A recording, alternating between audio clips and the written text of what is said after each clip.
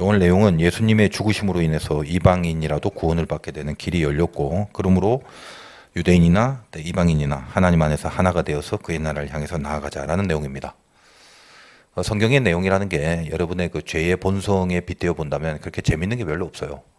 초집중을 해도 졸리게 되고, 또 아무리 집중을 해도 그게 나하고 무슨 상관인가, 지금 내가 땡기는 분야는 따로 있는데, 이런 스탠스에 쓰게 되면은 아무리 이 사도 바울의 깊고 고급한 내용의 신학적 이론이라도 여러분 삶에 그게 별로 큰 의미가 없게 되는 것입니다. 공부 못하는 학생들이 교과서 보기를 제일 싫어하는 것처럼 이제 그렇게 성경이 다가오게 되는 거죠. 그래서 근데 이 에베소서가 참 깊어요. 그러니까 깊으니까 항상 깊은 건 재미가 없어요. 그러니까 철저하게 분석하지 않으면 무슨 의미인지도 제대로 모르는 그 정도의 고난이도의 어떤 신학적 이론이 깔려 있기 때문에 여러분 미리 전제를 합니다만, 오늘도 역시 그렇게 큰 재미는 없을 겁니다만 집중하는 자에게 의미가 있을지어다 이런 마음을 갖고 다루려고 하는 것입니다. 방금 내가 처음 언급한 말도 무슨 말인지 다 까먹었잖아, 그죠? 왜냐하면 너무 뻔한 말들, 늘 들었던 말들, 그런 것들의 반복이 되면 여러분 안에 어떤 그 임팩트가 없어집니다. 그러나 늘 임팩트만 있는 게 중요한 게 아니에요. 성경에서 흐르고 있는 잔잔한 깊이, 사실 그것이 주는 무게와 비중은 훨씬 큰 겁니다. 다시 한번 새로운 마음으로, 오늘 첫 예배 아니에요? 2025년 새로운 마음으로 한번, 집중력 없는 여러분인 걸 다 알고 있지만 이 시간에 한 번쯤은 한 시간 걸릴지 모르겠는데 하여간 잘 집중해서 이 말씀을 잘 따라왔으면 좋겠다는 생각이 듭니다. 이방인은 구원을 못 받는데 예수님으로의 죽으심으로 구원받았다. 너희들도 이제 이쪽으로 들어왔다. 지금 이 얘기를 하는 거예요. 자, 여러분, 유대인들은 예수로 인한 구원이라는 거, 이게 말이 안 되는 거지. 지금도 유대인들은 어때요? 이스라엘 백성들, 유대인들은 예수를 메시아로 믿지 않습니다. 예수를 믿지 않고 뭔가 또 다른 메시아를 지금 기다리고 있는 중이에요. 구약 성경을 유대인이나 우리나 동일하게 갖고 있지만 구약이 지칭하고 있는 주님, 이미 구약에서 예언한 예수님이 신약에서 이미 오셨는데도 유대인들은 구약을 갖고 있긴 갖고 있는데 그 구약의 예언대로 오신 예수 그리스도를 메시아로 받아들이지 못한 거죠. 손가락으로 달을 가리키고 있는데 달은 안 보고 손가락만 계속 보고 있는 그런 겁니다. 그것이 유대인의 어떤 구약 수준이다라는 거예요. 그러니까 예수님 이후에 이제 드디어 대표적으로 이제 에베소서의 저자인 바울 같은 사람들이 예수를 전하는 전령이 됩니다. 이분이 메시아다, 이분이 구세주다, 그거요. 예수를 믿어야 구원을 받는다라는 이런 복음을 전하면서 유대인들로부터 말도 안 되는 소리 하지 마라, 멸시천대 박해를 받았고, 당시 유대를 지배하고 있는 로마의 정치적 성향, 로마도 마찬가지죠. 정치적으로 지배를 해야 되는데 그들이 갖고 있는 종교 이데올로기가 안에서 균열이 되고 뭔가 이렇게 분열이 되면 이 정치적으로 치리하기도 굉장히 애매할 것 아닙니까? 그래서 유대교에 반하는 기독교, 다시 말해서 예수를 중심으로 맺어진 신앙 공동체에 대한 로마의 핍박과 박해는 유대인들을 박해하는 것 이상으로 또 심하게 그렇게 일어났던 그런 시국, 그런 환경 속에 저들이 처해져 있었다라는 것입니다. 지금 이스라엘, 지금 전쟁 항상 막 전쟁이 일어나고 있는 저 땅, 이스라엘 땅. 저희가 이제 유대인이 사는 나라인데, 여러분 유대교와 기독교의 차이가 뭐예요? 여기서 이제 기독교라고 하면 캐톨릭을 포함한 개신교 뭐 다 말하는 거지만, 일단 뭐 캐톨릭까지 가면 복잡하니까 지금 유대인이 믿고 있는 유대교, 이스라엘 사람과 우리가 믿고 있는 개신교, 캐톨릭은 빼고 그런 입장에서 생각을 해야 됩니다. 가장 큰 차이는 말씀드린 것처럼 예수죠. 예수를 믿냐 안 믿냐, 이제 그게 핵심입니다. 그런데 그렇다면 유대인들은 예수를 안 믿는 이유가 뭐냐라는 거예요. 뭐 물론 믿음이 없고 또 뭐 은혜를 받지 못합니다, 이렇게 말하면 됩니다만, 조금은 이제 좀 이성적으로 이렇게 좀 아카데믹하게 접근을 하자면, 유대인이 중요시하는 세상은 저 영적인 세계가 아닙니다. 이 땅이에요, 이 땅. 그러니까 그렇게 잘못 변질이 된 게 아니라 유대교, 이스라엘이 구약에서부터 갖고 있는 그들의 사상적 기반, 그들이 추구하고 목적하는 바가 뭐냐, 이 땅이다 이 말이에요. 우리하고 완전히 달라요. 그러니까 이 땅에서 잘 사는 거, 이 땅에서 평화, 번영, 풍요로움, 이런 것들이 일어나는 거, 그것이 저들의 신앙적 가치이자 목적입니다. 그러니까 내세 혹은 영적인 세계, 이걸 완전히 부정하는 건 아닙니다만, 정확히 말하면 유대인들은 별로 거기에 관심이 없어요. 그래서 뭐 복잡한 여러 가지 설명들은 다 생략하고, 제일 중요한 게 유대인은 이 땅이 목적이다. 그래서 예수님이 오셨을 때도 마찬가지입니다. 긴가민가 한 점이 그거예요.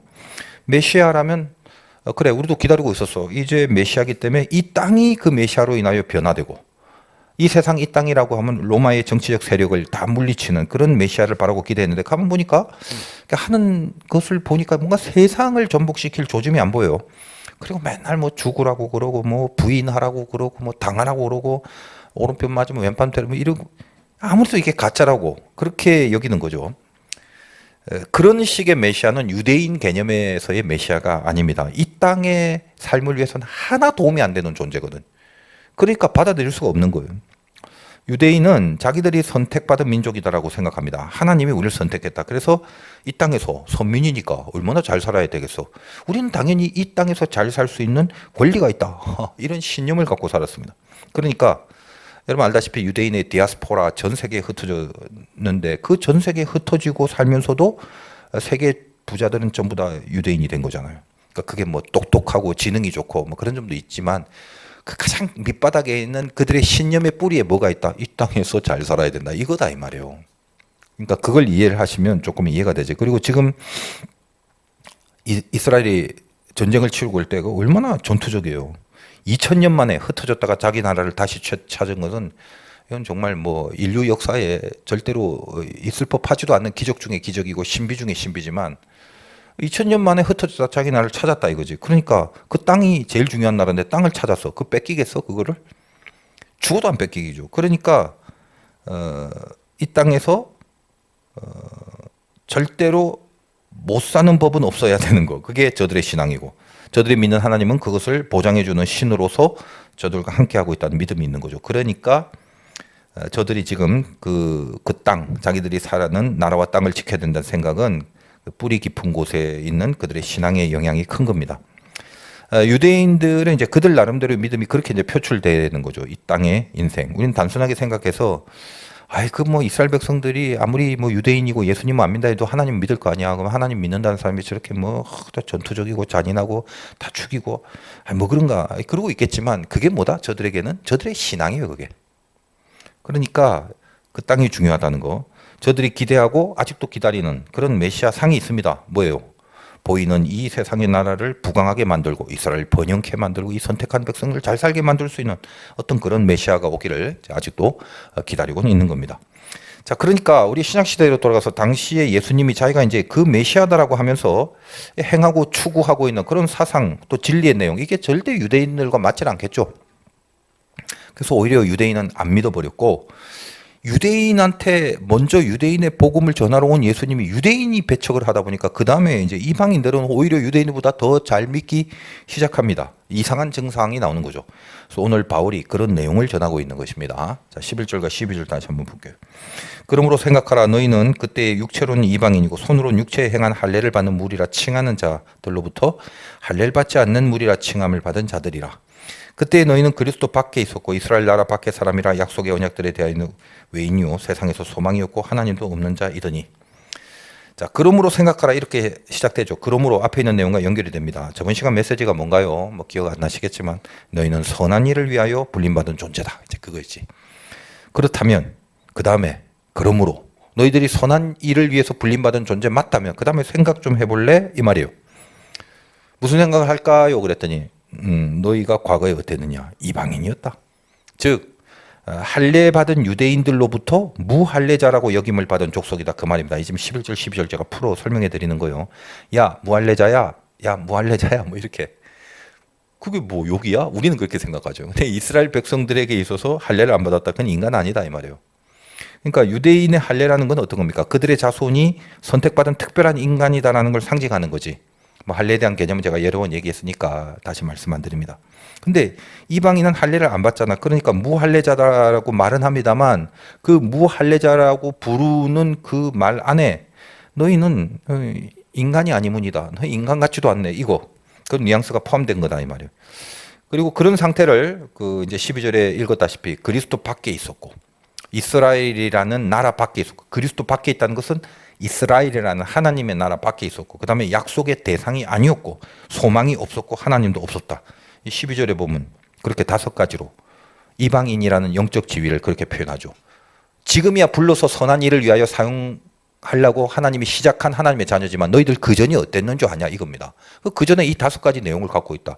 우리 모두에게 동시에 적용이 되는 거죠. 영적으로 보면 어떤 겁니까? 우리가 하나님 앞에 마음 잡고 분명하게 살라고 하기 전에 그 상태 어떤가? 이 5가지 어떤 거죠? 방금 말했는데 또 얘기하면 또 말 아프겠지만 예수 밖에 있었고 하나님 나라 밖에 있었고 이스라엘 밖에 약속의 대상이 아니었고 소망이 없고 하나님도 없었다 이렇게 되는 거예요. 이건 동일하게 인간도 아니다 그 말 하는 거거든요. 근데 13절 다시 보면 이제는 앞에 2개는 그랬었는데 이제는 전에 멀리 있던 너희가 그리스도 예수 안에서 그리스도의 피로 가까워졌느니라. 여기 이 말 이제는 그 이후의 말을 좀 해보려고 앞에 5가지나 들어서 이방인의 포지션이라는 게 이 수준이다를 언급한 거죠. 근데 이제는 어떻게? 하나님과 가까워졌다. 그럼 앞에서 말한 그 5가지 말한 내용 중에 마지막이 달라지죠. 마지막은 뭐예요? 하나님도 없는 자이더니 12절 마지막에 5번째가 하나님도 없는 자였잖아. 근데 이제는 하나님과 가까워졌다. 그럼 무슨 말이야? 하나님과 가까워졌다면 거꾸로부터 전부 다 소급해서 반대가 돼버리는 거지. 앞에 5가지 내용이. 하나님은 없었는데 이제는 하나님이 있다. 그럼 뭐다? 소망이 생기고 그러면 약속의 대상이 되고 12절 지금 거꾸로 가는 거예요. 약속의 대상이 되면 이스라엘 나라가 되고 그래서 그리스도 안에 있게 된다. 이렇게 연결이 되는 거죠. 이것이 예수의 죽으신 피로 가능해졌다라고 하는 그 복음을 전하고 있는 것입니다.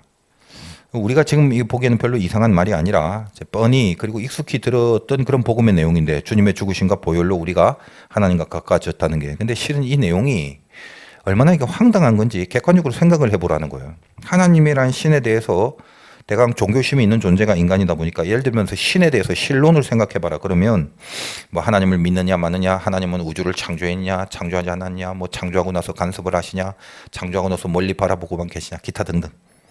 그런 보편적인 신에 대한 철학적 이야기들은 할 수 있다고 칩시다. 그런데 갑자기 예수의 죽으신 피가 하나님과 너를 가까워지겠다. 그래 버리면 이 당시 유대인뿐만 아니라 특히 이제 유대적 하나님도 모르는 이방 족속에게는 과연 이게 조금이라도 어떤 설득의 거리가 될 만한 내용이냐라는 거죠. 말도 안 되는 거죠. 그러니까 무슨 뭐 이상한 그 언더그라운드에나 조금 있을 법한 그런 무슨 사이비 종파 같은 그런 이론처럼 들렸을 수 있을 것이다 이 말이에요. 그러니까 지금 저와 여러분은 이미 익숙하게 다 알아왔고 은혜 가운데 믿고 있으니까 예수의 죽으심이 나를 용서해 주셨다는 것을 진리로 받아들이고 있지만 그런 은혜 받은 입장이 아니라 완전히 상식을 갖고 있는 어떤 그냥 범객관적인 인간으로서 생각을 해보자는 거예요. 신이 어떻다 정도는 논할 수 있는데 갑자기 예수가 와서 나와 상관없이 2000년 전에 나를 위해서 십자가에 달려 피를 흘려 죽었는데 그게 나를 용서하고 구원을 시켜주시는 근거와 조건이 된다. 이거는 뭐라고 해야 되나? 이걸 받아들여라? 받아들이는 게 오히려 이상하죠. 상식적으로만 본다면. 근데 어쨌든 이 예수가 한 일이 뭘 했냐면 결국 하나를 만들었다라는 얘기를 이제 사도 바울이 얘기합니다. 어떤 하나냐? 일단은 유대와 이방을 하나로 만들었고 율법과 복음을 하나로 만들었고 인간과 하나님을 하나로 연결하는 중보자가 되셨다라는 것을 말하고 있습니다. 여러분 이제 지금쯤 가면은 이게 머리가 약간 좀 지루해질 수 있어요. 여러분은 이제 5분 지나면 집중력이 흐트러지는 족속이기 때문에 벌써 5분 정도가 지났는데 14절 한번 봐요. 이런 얘기를 계속 하는 거. 할 수 없어. 우리는 성경을 봐야 되니까. 그는 우리의 화평이신지라 둘로 하나를 만드사 원수된 것도 중간에 막힌 담을 자기 육체로 허시고. 그러니까 뭐죠? 원수된 건 누가 원수야? 유대인과 이방인이 원수였다. 근데 그들 사이에 원수기 때문에 막힌 게 있는데 그걸 뭐라고 했다? 허물었다 이 말이죠. 그러니까 예수를 믿으면 이제는 모두가 유대이든 이방인이든 하나님께 나갈 수 있게 되었다. 그 말 하는 것입니다. 그래서 둘이 하나가 됐다. 15절도 볼까요? 법조문으로 된 계명의 율법을 폐하셨으니 이는 둘로 자기 안에서 한 사람을 세워 지어 화평하게 하시고. 자, 이것도 마찬가지입니다. 법조문으로 된 계명의 율법을 폐하셨다. 그러니까 율법과 복음이 2개인데 그 2개를 하나로 한 겁니다. 이 둘로 자기 안에서 한 세 사람을 입어요. 무슨 말입니까? 유대인은 율법을 최고로 치잖아요. 근데 그 율법에 기준하면 이방인은 율법도 없는데 유대인과 이방인이 어떻게 하나가 되겠습니까? 근데 예수님이 그 율법을 폐했다는 거죠. 율법이 필요 없어가 아니라 결국 복음이 율법을 완성시킨 건데 법이 재판을 해서 시시비비를 가르는 게 아니라 율법을 갖고 있는 유대인들이 율법이 있고 이방인은 율법이 없으니까 니는 이 법도 모르네. 그리고 우리가 갖고 있는 법을 이방인에게 들이대면 니들은 전부 다 아웃이다 이 말이에요. 그래서 둘이 될 수밖에 없는 건데, 근데 어떻게 율법을 폐했다는 거죠. 이제는 어떤 법으로 시시비비를 가르는 게 아니라 법은 그 죄가 뭔가를 알게 해줄 그 기능만 하는 거지, 실제로 그 사람에 대한 용서와 구원과 심판의 모든 것들은 예수가 주신 그 복음에 의해서 완성된다라는 것입니다. 그래서 신약 성경에 보면 나는 율법을 폐하러 온 것이 아니라 완성하러 왔다라는 말이 그렇게 나오는 거죠. 뭔 소리인지 잘 몰라도 그냥 계속 듣고 있으면, 그리고 정말 알고 싶길 궁금하면 유튜브에 있으니까 한 3-4번 들으면 이제 대강 감이 올 겁니다. 그러니까 늘 기회가 있어요. 그러니까 이 둘, 즉 율법주의자와 유대인, 복음을 받아야 하는 이방인, 율법을 갖고 있는 유대인, 복음을 받아들여야 되는 이방인, 이 둘, 이게 이제 갈라진 두 명이 아니라 주님 안에서 새로운 한 사람이 되어서 화평을 이룬다, 이런 말입니다. 그게 16절의 말이에요. 이렇게 하나씩 설명하는 게 이제 재미없을지 모르지만 여러분이 성경을 읽으면서 적어도 무슨 소리를 하는지 그 액면의 뜻은 알아야 되잖아. 그래서 나는 사실 그래, 이 시대의 이 기존 교회 젊은이들한테 바라는 게 제발 그 이단들의 반만 따라가라. 내가 그 말 늘 하고 싶어요. 이단 안 가봐서 모르지만 여러분들은, 이단들은 얼마나 성경을 많이 읽고 사는지, 그 전부 다 틀린 설명이고 미혹된 설명들을 하는데도 그걸 좋다고 목숨을 걸고 그냥 성경을 그렇게 읽잖아요. 우리는 이렇게 깊은 진리를 말해주고 있는데도 적어도 이제 여러분들은, 내가 딴 교회는 모르겠지만 적어도 여러분들은 여기서 남는 게 뭘까? 이거 뿐이다. 하나. 하나님의 말씀이 성경뿐이라는 걸 분명히 알아야 돼요. 교회가 세상과 다른, 그리고 달라야 될 유일한 한 가지, 성경뿐입니다. 성경. 그거 없으면 교회는 아무것도 아니에요. 사고 나고 죄 짓고 엉망인 그런 교회들은 물론 이제 그 멤버십과 구성원 자체에 문제가 있는 게 태반이지만, 영적으로는 그런 문제와 죄들이 나타나고 풍지박살되고 그런 교회들의 특징 중에 하나가 뭐냐면 성경의 말씀이 흐르고 있는 영성이 거의 없다는 점. 그건 공통점이에요. 어떤 교회에 성경 말씀에 영성이 흐르고 있다고 하면 좀 부족하고 실력 없고 수준 낮고 좀 모자라고 그래도요, 거기서 하나님이 지켜주시는 어떤 영적인 에너지가 있다 이 말이에요. 근데 아무리 잘났고 똑똑하고 부유하고 이런 사람들이 많이 교회라도 성경적 말씀의 진리가 없으면 이상한 데로 가거나 빗나가거나 어떤 패망하거나, 꼭 그런 사건이 없다 할지라도 번듯하게 완전히 잘못된 길로 가버리거나, 이런 식의 우를 범할 수 있다는 것입니다. 교회가 마지막으로 남는 건 말씀입니다. 그렇게 이해하시고 일단 좀 더 봅시다. 16절. 또 십자가로 이 둘을 한 몸으로 하나님과 화목하게 하려 하심이라. 원수된 것을 십자가로 소멸하시고. 여기 이방인, 유대인 개념, 이걸 영적인 부분으로 확장해서 말하는 거예요. 죄인들과 하나님을 화목하게 하려 했다, 그런 말입니다. 화목제로 삼았다 이런 말 하잖아요. 죄가 있으면 절대로 하나님과 화목 안 하죠. 하나님은 죄와 연결될 수 없어요. 근데 그 하나님을 죄인과 화목하게 하신 분이 누구다? 주님이시죠. 어떻게? 십자가의 방법으로 제물이 되셔서, 화목 제물이 되셔서 당신을 주기 위해서 하나님과 죄인을 함께 하게 했다, 그 말을 하는 것입니다.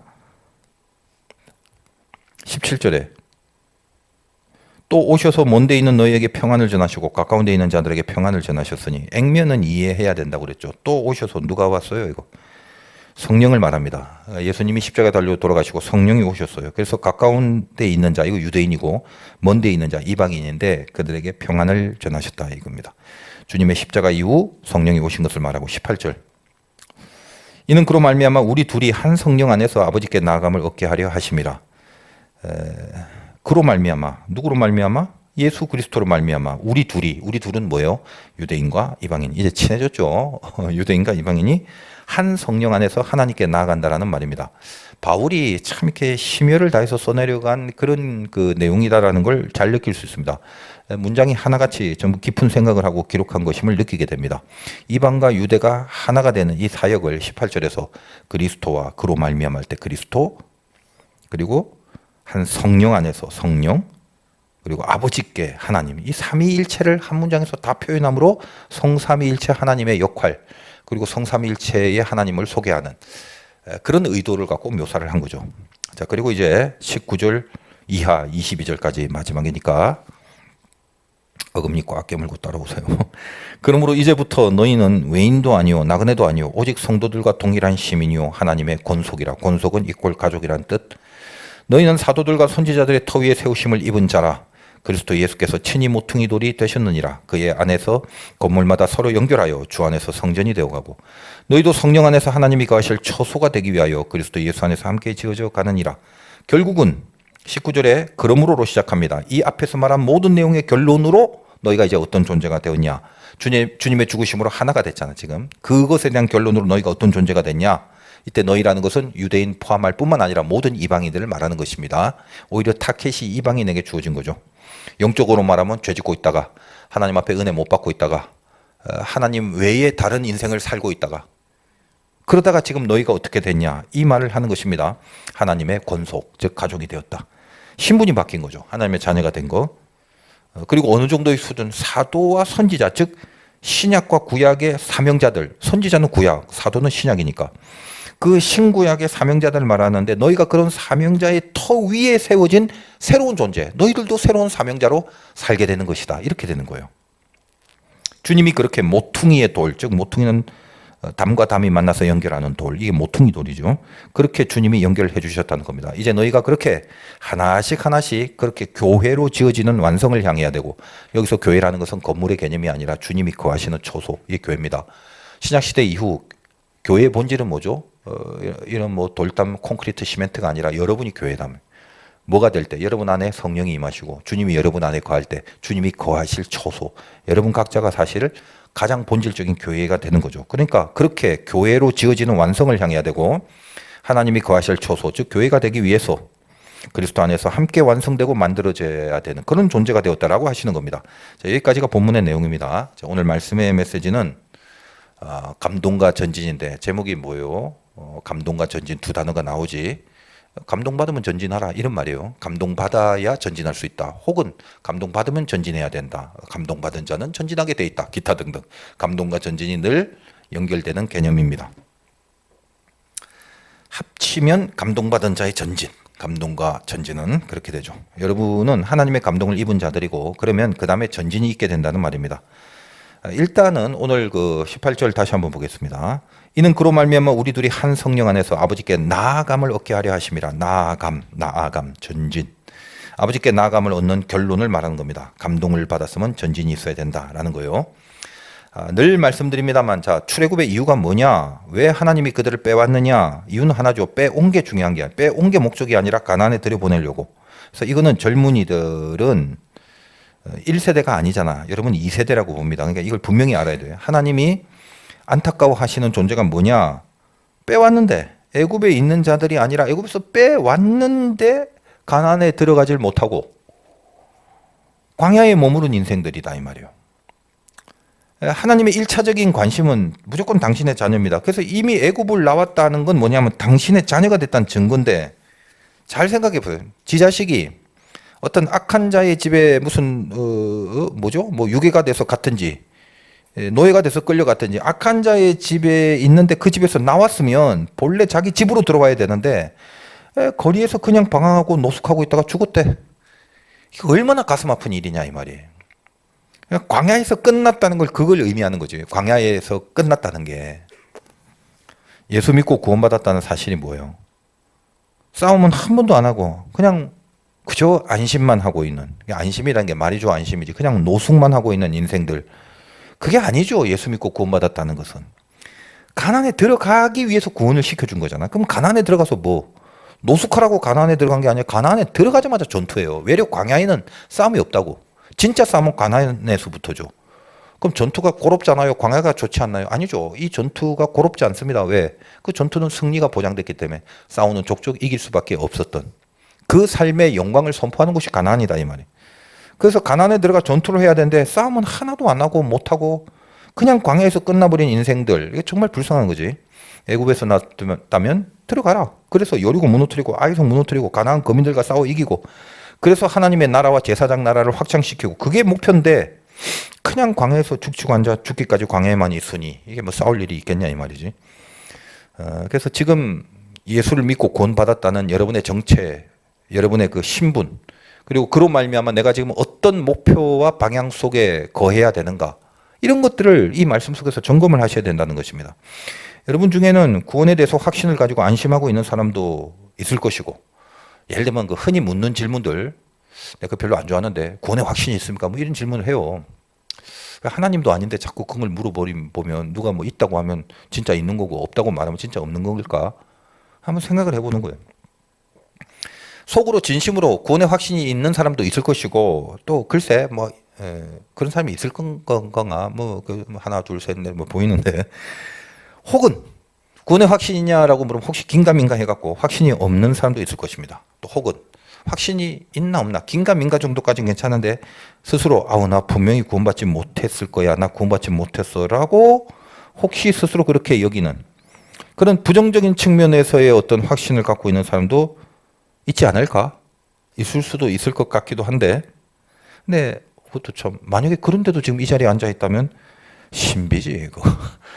참 은혜지. 그걸 안 믿는데 전혀 부정하는데도 이 자리에 있다? 그건 뭐 그거는 정말 그 신비한 거죠. 근데 중요한 거는 잘 들으세요. 내 구원의 사실이 내 확신의 유무에 따라 결정되는 것이 아님을 알아야 되는 것입니다.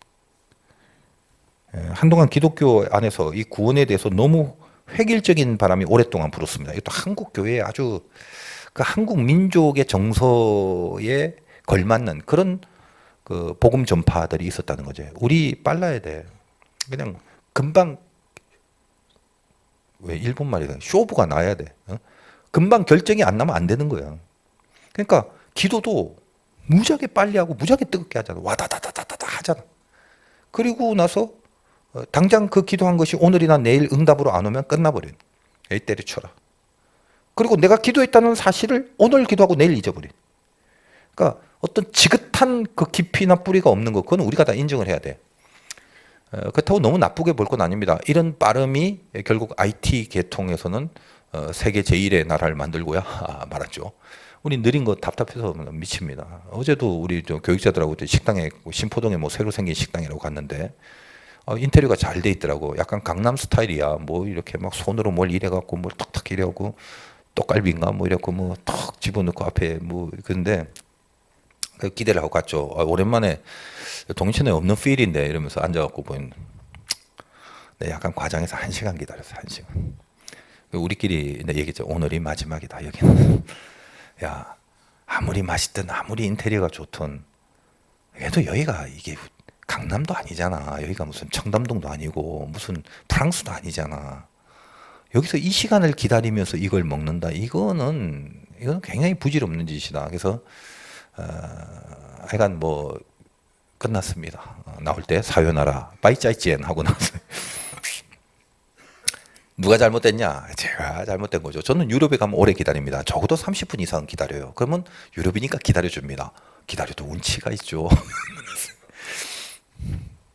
식탁에 이렇게 촛불이 있고, 그리고 뭔가 그 향도 있고, 그리고 그냥 뭐 그냥 그 한국에서는 볼 수 없는 종자들, 그런 우수한 종자들 같이 생긴 사람들을 이렇게 쭉 보면서 나보다 키도 크네, 하얗네, 뭐 이러면서 쳐다보는 재미, 그것만 해도 30분은 훌쩍 갑니다. 또 이제 앉아갖고 좀 농담 삼아 얘기하고 있다. 저 목사님 사대주의다, 뭐 이러고 또 생각하고 있는 사람이 있을지 모르겠는데, 하여간 기다려 줄 수 있어요. 여유가 생겨. 근데 이 나라에 딱 들어오면 나도 그렇지만 촉박하고 급하고 바쁘고 그러잖아.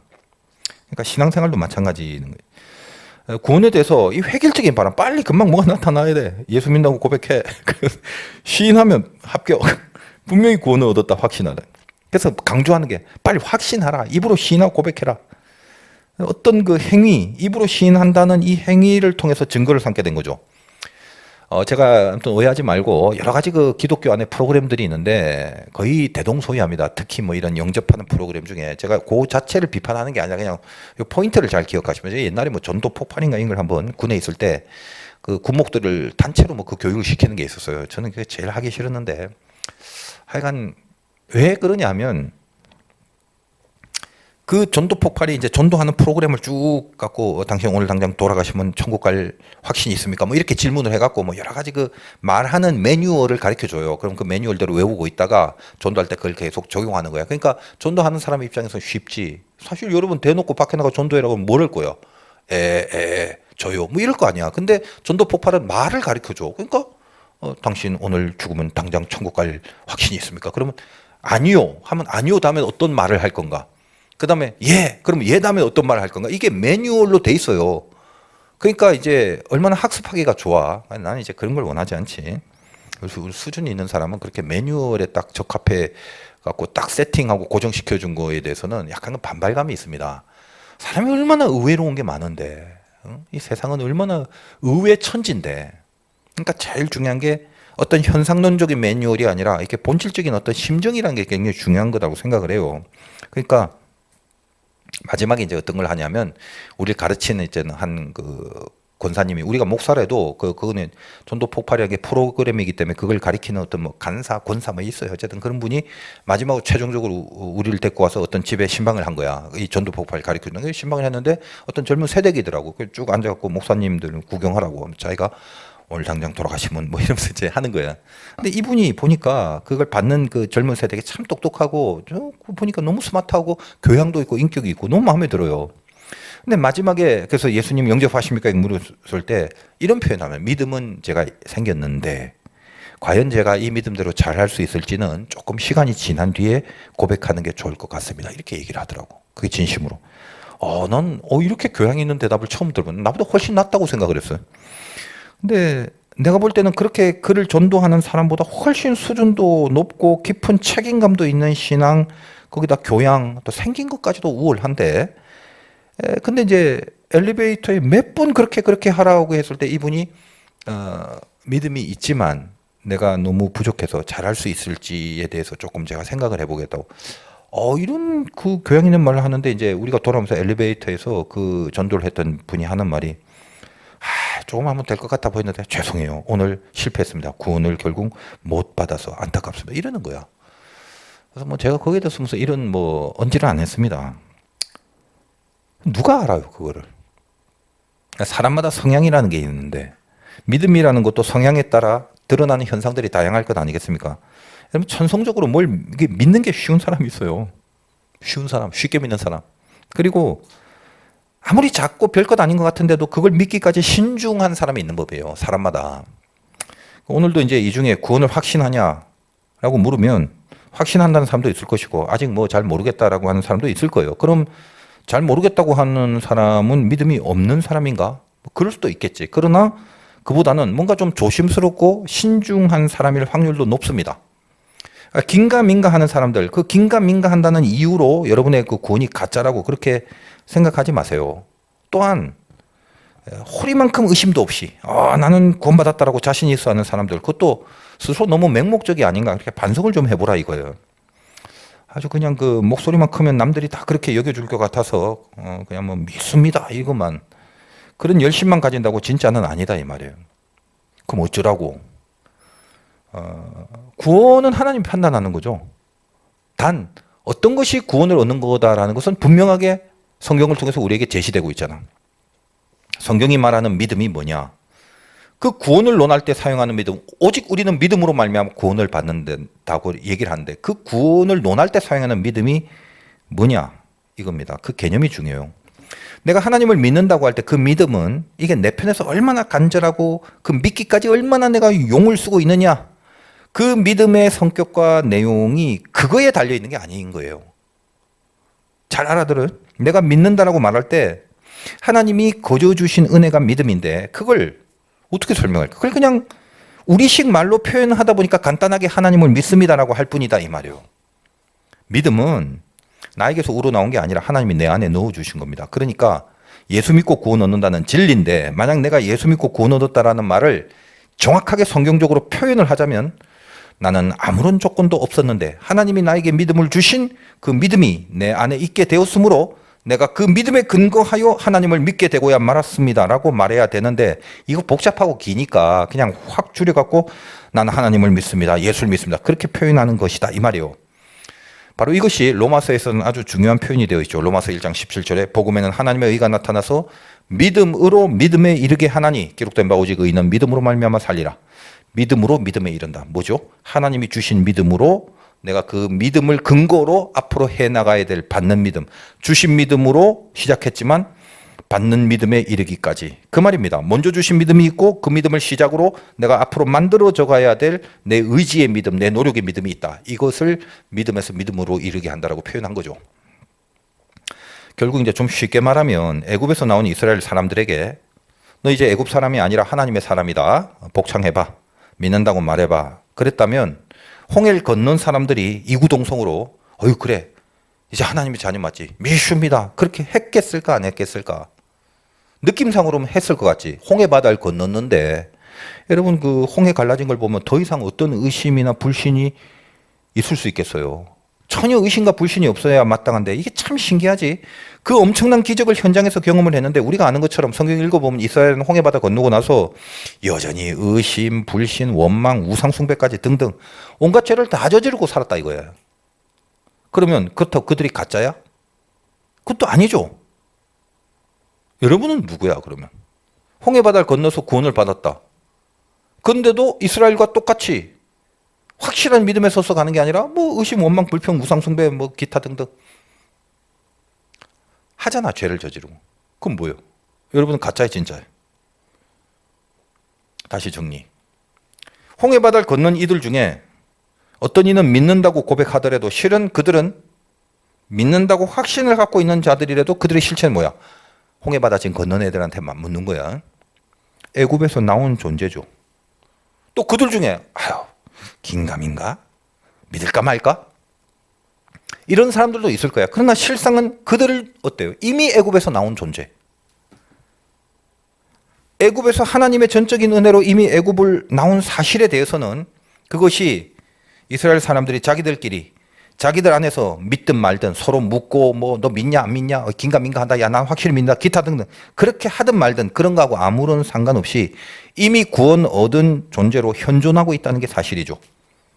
그러니까 구원이라는 사건은 인간이 인간 편에서 자기들이 스스로 판단해서 내가 열심히 있냐 없냐 잘 믿었냐 잘 믿지 않았냐 그런 근거에 비롯된 일이 아니다라는 것입니다.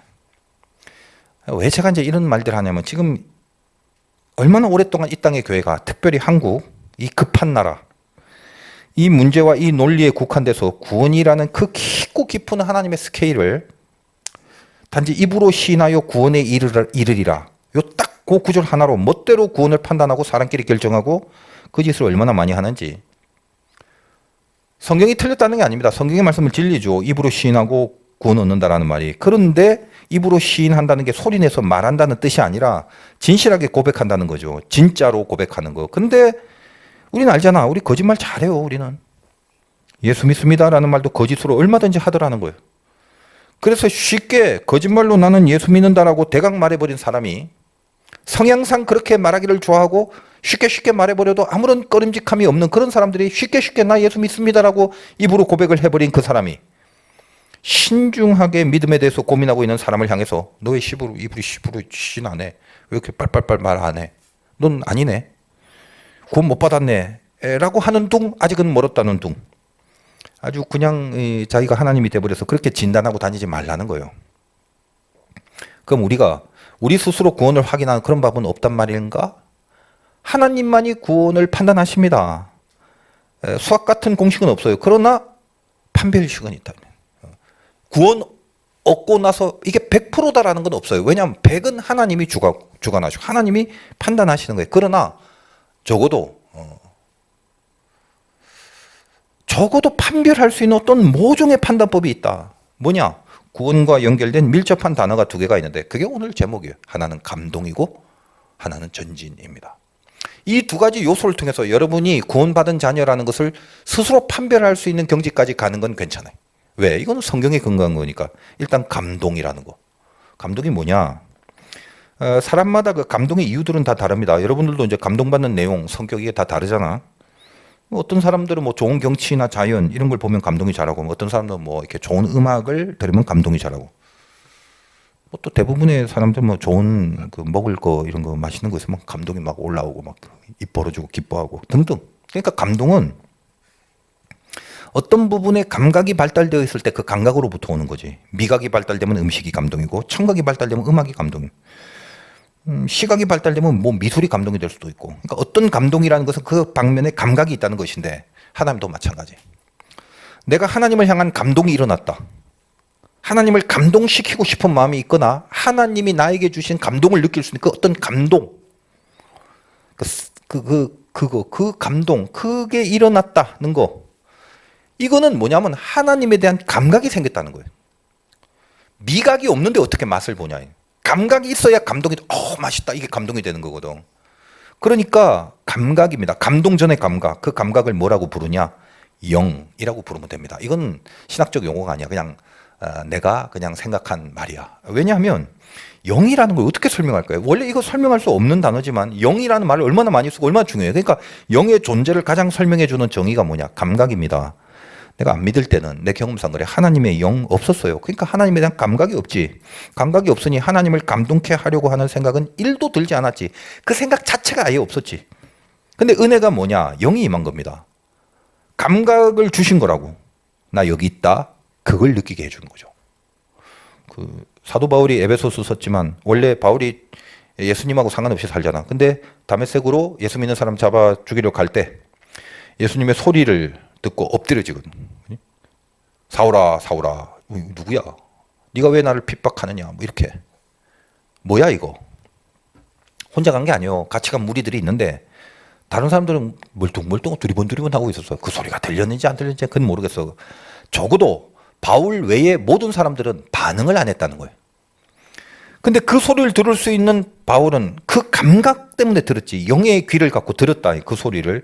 그 무리 중에 바울에게만 그 감각을 줬기 때문에 그 소리를 들었다는 거예요. 그걸 뭐다? 은혜 받았다라고 하는 거예요. 하나님이 그를 구원하셨다는 증거는 그 소리, 그 질책의 소리 앞에 엎드러지는 반응. 누구십니까? 네가 핍박하는 예수다. 우리가 구원을 받은 가장 중요한 증거, 구원의 판별식이 뭐다? 감각. 그리고 그 감각으로 인한 감동. 감각이 생겼기 때문에 하나님을 감동시키는 것뿐만 아니라 하나님으로 인하여 감동이 임하고 감동을 받고자 하는 그것이 구원받은 자의 증거가 되는 것입니다. 어때? 잘 모르시겠나? 그냥 여러분이 살아가면서 그냥 혹은 기도하면서 뭔가 내 코가 석자라는 건 알겠는데 그럼에도 불구하고 문득 한 번씩 가뭄에 콩나듯이라도 좋아. 하나님을 감동시켜드렸으면 좋겠다는 생각이 혹시 안 드나? 안 들면 할 수 없고 적어도 그래야 하고 그게 맞다라는 정도의 동의만 있어도 여러분 적어도 이방인이 아닙니다. 지금 말하는 맞다 정도의 동의도 감각 없이는 할 수 없는 거예요. 이게 영이 들어가야 가능한 거예요. 그러니까 실은 신앙이 뭐냐면요, 하나님을 감동시키는 거, 그겁니다. 그게 신앙의 핵심이야. 신앙 좋다는 게 뭐다? 하나님을 감동시키는 거예요. 근데 대부분의 교인들이 신앙 좋다는 걸, 사람을 감동시키는 걸 신앙 좋다라고 착각을 하는 경우가 태반이에요. 하나님을 감동시키려면 어떻게 해야 되나? 감동은 감각에서 나오니까 감각이 살아있어야 되지. 즉 그분의 소리에 민감하게 반응하고 결국은 어떤 싸움을 통해서더라도 그분의 소리에 또 그분의 뜻에 그분의 존재에 대한 감각을 죽이지 않고 계속 살려내는 것. 그렇게 해야 됩니다. 제가 이제 목사지만 참 그 제일 싫어하는 게 기독교를 자꾸 이렇게 세력화하는 건데 요즘 정말 미치겠어요. 코로나를 통해서 하나님이 그렇게 계시를 줬는데도 어디 무슨 광장에 수만 명 자꾸 동원하고 어떤 운동을 일으키려는 시도들. 교계에서도 자주 하는 것 중에 맨날 하는 말이 1907 뭐 평양 대부흥회 어게인 1907 뭐 이러면서 그런 표들이 많아. 말 자체는 뭐 나쁘지 않겠지. 뭐 대부흥을 일으키 이런 뭐 평양 대부흥이 뭐 어떻게 일어난지도 모르는 사람이 거의 태반일 건데 하여간 다시 일으키재. 근데 그 운동을 이 모양 저 모양 돈도 많이 써가면서 감리교도 많이 하고 왜 근데 교회는 그렇게 돈을 많이 써가면서 다시 어게인 하는데 뭐 어게인이 안 돼. 자꾸 하락세야. 그게 어떤 숫자가 줄었다는 개념보다도 질이 왜 그렇게 떨어지고 있냐, 기독교에. 성령이 운행하시는 게 어때요? 평양 대부흥, 성령의 바람.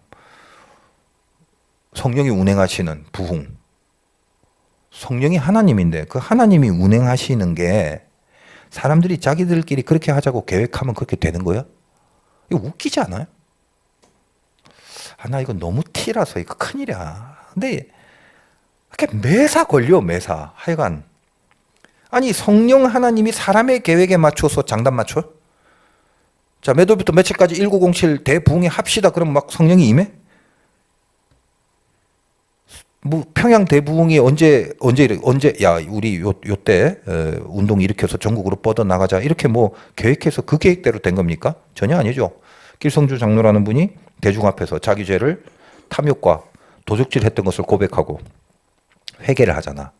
하나님에 대한 감각이 있기 때문에 하나님 앞에 반성을 하고 그 감각을 죽이지 않고 살려내잖아. 그게 하나님의 감동이 일어나죠. 영의 감각이 있었기 때문에 감각을 살려내니까 거기에 하나님의 감동이 임한 거지. 그 감동이 성령의 운동을 주시고 교회를 폭발적으로 하나님의 사람으로 만들어내는 회개의 운동이 일어난 거 아니야. 그러니까 하나님이 하신 거지.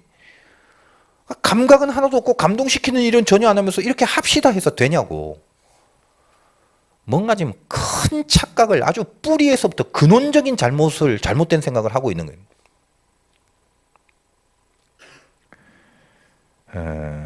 한번 잘 생각해 보시죠. 어떤 커다란 집회 가운데 내가 뭐 그런 집회를 뭐 비난한 거 아닙니다. 좋죠. 뭐 많이 모이면 더 뭐 좋고 보기 좋고 그렇잖아. 근데 거기 청중들을 한번 생각해 보자 이거예요.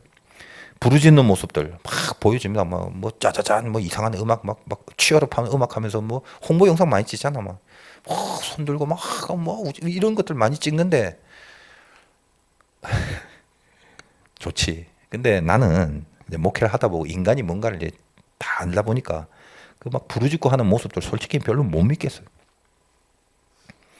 정말 하나님을 향한 감각을 살리고 하나님을 감동케 하는 삶을 실제로 살고 있어?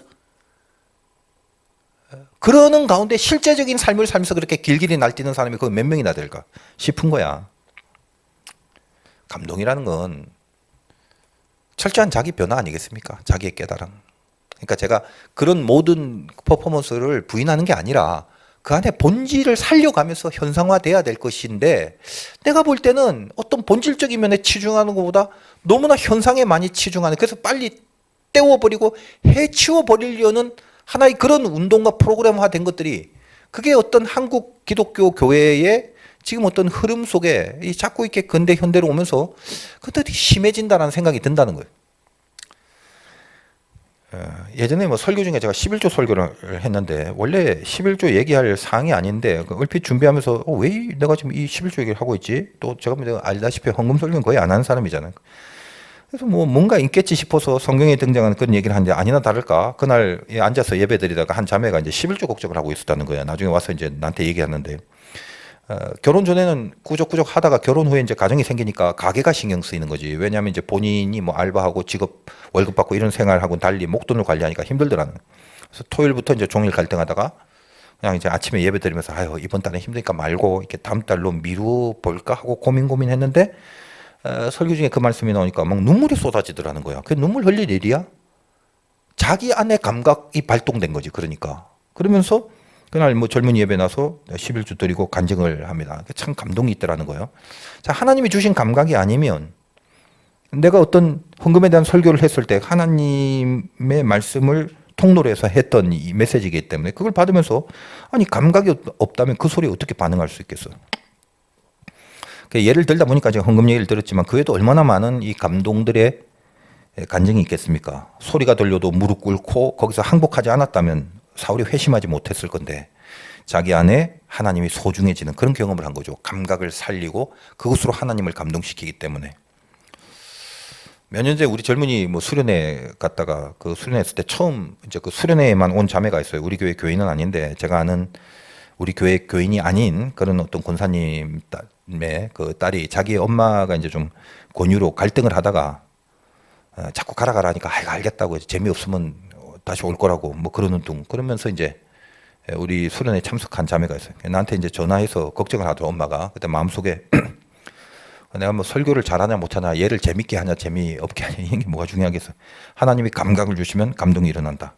그 자매가 성격도 막 수줍음이 많아갖고 뭐 잘 모르는 사람하고 섞이지 못한다고 그러는데 첫날 밤 집회 때 이렇게 눈물이 흐르더라고. 눈물이 중요한 건 아닙니다. 그래서 누가 그 옆에서 왜 우냐 물어봤대요. 그랬더니 은혜 받았다는 표현을 모르니까 이런 집회 뭐 신앙의 삶을 안 살고 있다 보니까 그냥 마음이 뭔가 찡하더래. 그리고 자기도 모르게 눈물이 흐르더래. 찡해서. 그래서 이튿날 밤에 이제 그 집회할 때 제가 설교 후에 기도를 하는데 이제 거기 가서 내가 안수를 해줬어요. 그 자매가 이제 순회 끝에 집에 돌아가서 저한테 전화를 했어요. 믿음을 주셔서 감사하다고. 그래서 제가 야, 너 성격상 전화 못하는 애인 줄 아는데 엄마가 하라고 시켰구나. 그랬더니 아니래. 너무 큰 은혜를 받았대. 감동이지. 그러니까 그 자매 안에 하나님의 영이 임하신 것이고 그 하나님을 감각하게 되니까 하나님의 감동들이 느껴져요. 그러니까 감동들이 드러나는 겁니다. 그래서 참 귀하구나. 아무튼 순회 끝나고 감사했습니다. 목사님 수고했습니다라고 전화한 사람은 그 자매 한 명. 우리 교인도 아닌 그 초신자 한 명. 참 마음에 제가 감동이 일어났습니다. 그래. 좋은 일 했구나. 이런 거. 우리에게 이런 감각이 없다. 근데 그 없었던 그 감각이 생긴 이유가 뭐냐? 본문 12절과 13절에 아까 읽었다시피 보혈. 우리는 예수 바깥에 있었고 하나님 외에 있었던 그런 사람인데 그 보혈이 우리에게 없었던 감각을 만드시고 더 이상 하나님이 없는 그런 사람으로 살게 하지 않으므로 스스로 막힌 담을 자기 육체로 허물고 즉 죽으심으로 막 그 담을 허물었고 그 유월절의 어린 양의 보혈이 출애굽을 가능하게 한 것처럼 그 보혈이 우리에게 하나님을 감각하게 하셨다는 것입니다. 그의 죽으심이 없이 그 누구도 믿음을 가질 수 없다라는 거죠. 내 믿음이 어디서 생겨난 거냐 묻지 마세요. 이해를 하려고 하면 안 돼. 대대로 내려온 유산입니다. 아니요. 여러분이 4대 5대째 가문에 기독교 가문에서 태어났다 할지라도 구원받는 가문 전혀 상관이 없어요. 그리고 모태신앙에다가 어렸을 때부터 교회를 계속 다녔는데요. 그것도 아무런 상관이 없어요. 여러분 안에 하나님의 영이 들어가야 돼요. 그래서 감각이 생기고 하나님을 감동시키는 경지까지 가야 돼. 실력과 능력은 아직 안 될지라도 지금 하나님 감동시키는 삶을 살아보지 않을래요? 그러면 정말 그러고 싶은데 라는 게 조금이라도 여러분 안에 있다면 그럼 된 거예요. 근데 전혀 그것과 상관없이 여러분이 그냥 막연히 교회에서의 종교 생활을 오래 했다는 그 이유 하나만으로 여러분의 구원을 안심하거나 착각하면 안 되는 거다 이 말입니다. 그럼 나에게 그 감각이 어떻게 생겼는데 그 이유는 하나밖에 없어. 2000년 전에 하나님의 아들이 나를 위하여 대신 죽으신 그 죽음의 보혈이 그게 그 보혈의 열매가 나에게 지금 믿음으로 맺혀진 겁니다. 그냥 믿으세요 이거를. 그래서 그 보혈이 나를 살리셨고 주님의 죽으심이 나를 구원시켰다는 이야기를 하게 되는 것입니다. 깨닫고 나니까 그래. 내가 왜 하나님 믿게 됐지? 가정적인 베이스도 없고 내 성격도 그렇고 어렸을 때부터 교회 다닌 것도 아니고 문득 믿게 되고 믿게 된 정도야. 목사로서 살아간다. 이 기가 막힌 이 어색함 앞에 왜지? 왜긴 2000년 전에 주님이 나를 위해서 죽으신 그 피의 열매가 나에게 믿음이 된 거죠. 그걸 알게 된 거지. 이런 감동이 임한 자는 그 다음에 남은 건 전진입니다. 전진. 18절 다시 봅시다. 이는 그로 말미암아 우리 둘이 한 성령 안에서 아버지께 나아감을 얻겠다. 나아감. 아버지께 나아감. 여러분 한 주 동안 잊지 말고 오늘 기도할 때 이 말씀 붙들길 바라요. 하나님께 나아감. 애굽이 광야로 끝난다면 그처럼 한심하고 그처럼 어리석고 그처럼 비참한 게 없죠. 그러니까 여러분이 교회에 나왔으면 이유가 있을 거 아니에요. 신앙생활 하는 거. 목표가 있는 거잖아. 보혈의 공로를 입은 자들이 해야 할 게 뭐예요? 애굽에서 나온 자들이 해야 될 유일한 목표가 뭐냐고. 아까 말했지. 가나안으로의 전진. 전진 앞으로. 여러분 살면서 막힘이 있을 때가 있습니다. 이제 그때 기도도 해야지. 전진이란 것은 직장 문제가 잘 풀리고 뭐 결혼 문제가 잘 풀리고 진학과 진로가 잘 풀리고 이것을 말하는 게 아니야. 일부분이 될 수도 있겠지만 그게. 그러나 전체를 보는 거지. 어떤 막힘이 있을 때 하나님께 나아감을 얻게 하여 주옵소서. 나는 전진할 수 있는 인생입니다. 기도할 때 하나님께 아버지께 나아감을 얻게 하여 주옵소서. 오늘 그대로 말씀 그대로 주장을 해요. 하나님은 당신과 방향만 맞으면 바다에도 길을 만들어 주십니다. 그게 하나님이에요. 사망의 음침한 골짜기라도 그것에 맞는 방향이라면 절대로 해가 두려워지지 않을 그런 함께 하심을 허락하시는 그게 하나님이다 이 말이에요. 그러니 방향 맞추면 돼. 그 나아감이 있으면 됩니다. 막힐 것 같을 때 이 말씀을 무기로 하십시오. 아버지께 나아감을 얻게 하옵소서. 내 뜻대로 나가는 게 아니라 아버지께 나아감을 즉 하나님과 방향 같이 하게 해달라는 거야. 그러면 바다에도 길이 열리고 성벽이 있어도 뛰어넘게 만드시고 음침한 골짜기라도 함께 하셔서 끝까지 가신다라는 거예요. 힘들다고 멈추지 마세요. 아직 아니에요. 여러분 물이 없고 양식이 없어도 부족하고 모자라도 나아가는데 지장 없게 해주십니다. 광야가 뭐예요? 그래도 옷이 헤어지지 않고 신발이 닳지 않았다. 무슨 말이에요? 너 가는데 상관없어. 너 나아가는데 지장 없어. 그런 말이죠. 하나님이 주신 감각이 있습니다. 무디게 하지 말고 오늘도 힘들겠지만 이 귀한 길을 함께 가신 하나님. 분명히 그걸 믿고 나와 내 인생 위에 뿌려진 이 보혈의 공로가 얼마나 귀한 건지 이거 깨달아야 돼요. 나같이 더러운 죄인도 보혈의 공로를 덧입고 있다는 거. 그래서 나 같은 죄인도 예수를 믿는다고 그렇게 고백할 수 있게 되었다는 사실. 몰라. 나는 이제 안 믿다가 믿어서 이 고백이 너무 리얼하고 진실한데 아니 나 같은 사람이 하나님을 믿게 됐어. 이게 저는 더할 수 없는 감사하거든. 근데 이 작은 믿음조차도 예수님이 흘리신 보혈이 아니었다면 생길 수 없는 그런 감각일진데 근데 그러다 보니까 자꾸 감사하게 되는 거예요. 감사하자, 감사하자. 여러분 원망하고 감사할 일들 중에 어느 게 더 많아? 조용히 생각해 보면 현실에서 벌어지는 많은 일들 중에 감사할 게 많아요? 원망할 게 많아요? 그거는 내가 어떤 종자냐에 따라 달라지는 거예요. 하나님 앞에 감사할 수 있는 생각을 하는 사람이 있어요. 감사를 하면 방향이 보입니다. 감사는 싱크레지 머리 싸움이야. 감사는 환경에서 비롯된 결론과 현실이 아니라 머리 싸움이라고. 머리 싸움. 싱크. I에서 A로 가는 거라고 그랬잖아. 내가 아니라 아버지로 가는 거야. 그러니까 생각을 해. 그러면 생각하는 감사를 생각하기 시작하면 그 감사를 생각하는 세포들이 뇌에서 올바로 생성됩니다. 그럼 바른 생각을 하게 되면 그 길이 보인다고 말이에요. 여러분이 길이 없는 게 아니라 하나님의 길이 안 보이는 것뿐이에요. 그래서 막혔다고 생각하는 건 인생이 막힌 게 아니라 생각이 막힌 거다 이 말이야. 그럼 어떻게 해야 돼? 자꾸 감사를 하십시오. 여러분의 존재가 뭐지? 내가 구원받은 백성이다. 구원을 얻었다면 드디어 나는 하나님과 같은 방향으로 나아가야겠다는 이 나아감의 소원이 생깁니다. 여러분 정말 구원받았다면 정말 구원 얻은 자들을 증명하는 판별식 하나님을 감동시키고 싶은가? 아까 했죠. 그리고 또 하나 그 하나님이 열어주신 그 길로 나가고 싶은가? 이 두 가지가 돼야 돼. 이거 말고 내가 가고 싶은 데가 있는데 이해는 해요. 이해는 하지만 그 싸움 속에서 결국은 하나님이 나 전해주시고 하나님께로 나가는 길과 하나님이 가르쳐주신 길로 가는 게 맞다라는 동의는 적어도 해야 돼. 그래야 그때부터 싸움이 있을 거 아니야. 애초부터 제껴버린다면 그 사람은 구원에 대해서 심각하게 생각해 보셔야 돼요. 여러분에게 하나님을 감동시키고자 하는 마음과 하나님이 열어주신 그 길로 나가는 게 맞다라고 생각하는 이 두 개가 있다면 여러분은 감히 말씀드리건대 하나님의 자녀 맞습니다. 왜? 그거는 감각이 없이는 될 수 없는 거고 감각은 영이 아니면 될 수 없기 때문에 여러분에게 이미 영이 임했기 때문에 가능한 것들이다라는 거예요. 그리고 바로 이 모든 감동과 전진이라는 것이 예수 그리스도의 보혈로 인한 것임을 믿고 감사해야 되는 것입니다. 유월절이 시작되었듯이 우리 전진의 시작은 보혈이었죠. 이스라엘의 유월절로 시작을 했잖아. 그 죽으심이 나와는 전혀 상관없는 2000년 전에 지구 한 반대편의 어떤 한 사건이 아니라 그분의 죽으심과 그 피가 어떤 열매로 드러나는가? 지구 반대편에서 영문도 모르고 살았던 내가 하나님의 영을 감각하게 되는 믿음으로 열매를 거두어들였다라는 거죠. 이것이 기독교의 진리인 것입니다. 여러분 하나님을 감동시키는 일을 하게 하시고 그 마음 달라고 기도하시고 하나님이 바라시는 길로 전진할 수 있게 하옵소서.